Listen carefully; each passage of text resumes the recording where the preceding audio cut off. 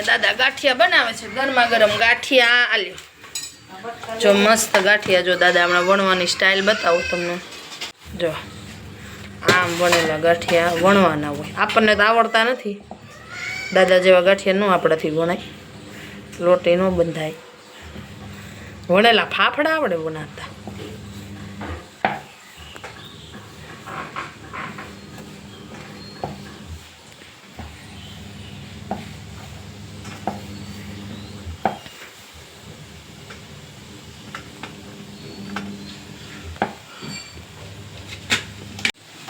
તળાઈ રહ્યા છે ગાંઠિયા, બની ગયા છે મરચા, ચા.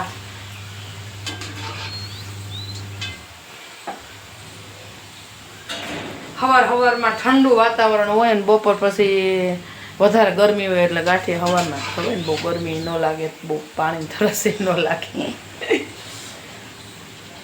એ બાજુ બની ગઈ છે ચા. ના જેને ગરમા ગરમ ખાવા હોય આવી જાઓ. એ તળી ગયું છે. દાદા ફાફડા ટાઈપ બનાવ્યા. જો જો જો આ ફાફડો, જો એ ફાફડો.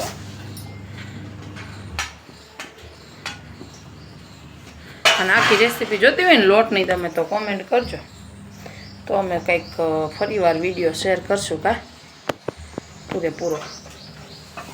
અને અહીંયા બની ગયા ગાંઠિયા, અહીંયા બની ગયા છે મરચાં અને આ રોટલી.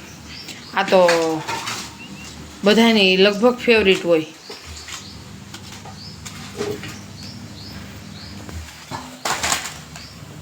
હાલો ગરમા ગરમ ગાંઠિયા હવે આવી જાઓ.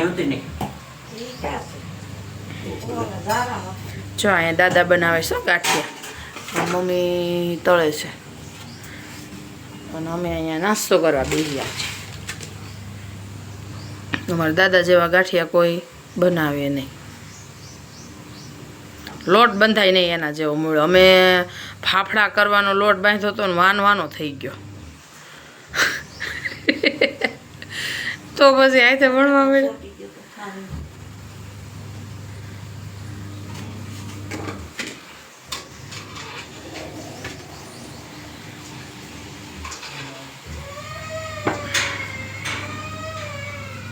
તો આમાં જોઈએ પાટલો, આ તો પાટલી છે એટલે વળી તોય આપણા ઘર પૂરતા થોડાક હોય એટલે હાલે. જો બનાવ્યો ફાફડો.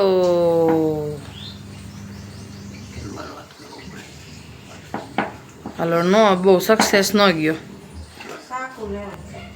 એ તો ઉખેડવા માટે છરી જોઈ.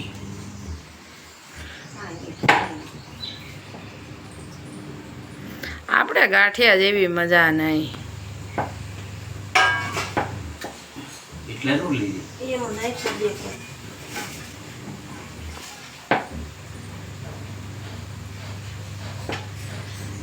દાદાએ અજમા બજમા નાખીને લોટ બાંધ્યો છે.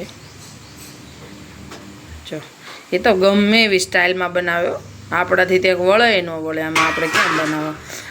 આજે જો દુકાનમાં આવી રીતે મળતા હોય, જો આવા સેજ પોળા હોય.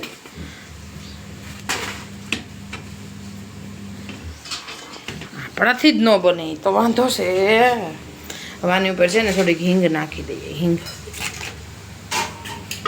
હાલો નવજીવનની બાંધા હિંગ નાખી દઈએ કાઠિયાની ઉપર નાખી દઈએ. થોડીક થોડીક હિંગ નાખીને એટલે બહુ બધાને કોઈને પેટમાં દુખવાનો વાંધો ન આવે. ચણાનો લોટ હોય ને એટલે બહારથી આપણે લઈએ એમ ઉપર નાખેલી જોઈએ. અમારા બહારના જ કારીગર છે, જે બહાર બનતા હોય ને એવા.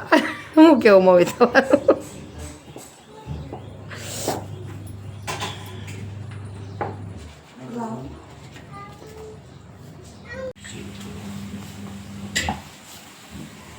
જો આવા ભાઈ શું ખાય છે? પ્રસાદી. જો જો હાલો મેં કીધું છે અમાર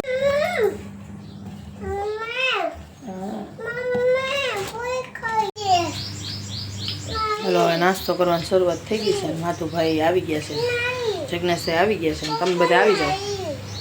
બની ગયા છે અમારા ગાંઠિયા. મને એવું લાગે છે માધવ હિંગ માગે છે. હિંગ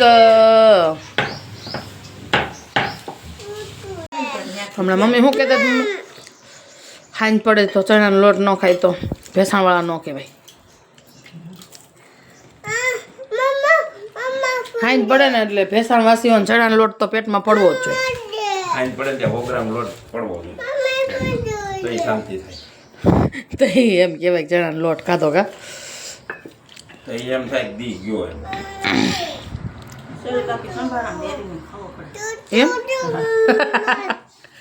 નકર છેલ્લે બાકી સવારમાં જ ચાલુ કરવું પડે. આ સવારમાં જ ચાલુ કરવું પડે, વાંધો ન આવે. સવારમાં ચણાનો લોટ થોડોક પેટમાં વયો જાય ને ઉપાધિ નહીં. એટલે ભેસાણ વાસીઓને શાંતિ થઈ જાય. ભેસાણમાં લોટ ચણાનો ખવાતો છે એટલે ક્યાંય નહીં ખવાતો હોય. માધું જો માધવને આ જ વાત અહીંયા કરી આવવાનું